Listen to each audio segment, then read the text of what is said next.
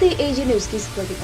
ಕರುನಾಡ ಯುವ ಸಮಿತಿ ಉತ್ತರ ಕರ್ನಾಟಕ ಅಧ್ಯಕ್ಷರನ್ನಾಗಿ ಶಿಂದೆ ಕುರಬೇಟ ಗ್ರಾಮದ ಅಯೂಬ ಅಲಿ ತಲ್ಲೂರ ಅವರನ್ನ ರಾಜ್ಯಾಧ್ಯಕ್ಷ ಬಸವರಾಜ್ ಇಳಿಕೆರೆ ಅವರು ಆಯ್ಕೆ ಮಾಡಿ ಆದೇಶ ಹೊರಡಿಸಿದ್ದಾರೆ. ಕನ್ನಡ ನಾಡು ನುಡಿ ನೆಲ ಜಲ ಭಾಷೆ ಉಳಿವಿಗಾಗಿ ಹೋರಾಟವನ್ನ ಕೈಗೊಂಡು ಸಂಘಟನೆಯನ್ನ ಬಲಪಡಿಸುವಂತೆ ಆದೇಶ ಪ್ರತಿಯಲ್ಲಿ ನೂತನ ಉತ್ತರ ಕರ್ನಾಟಕ ಅಧ್ಯಕ್ಷರಿಗೆ ತಿಳಿಸಿದ್ದಾರೆ. ತಾಜಾ ಸುದ್ದಿಗಾಗಿ ಎಜೆ ನ್ಯೂಸ್ 24x7 ಗೆ ಸಬ್ಸ್ಕ್ರೈಬ್ ಮಾಡಿ ಮತ್ತು ಬೆಲ್ ಐಕಾನ್ ಒತ್ತಿ ತಪ್ಪದೇ ಲಿಂಕ್ ಶೇರ್ ಮಾಡಿ.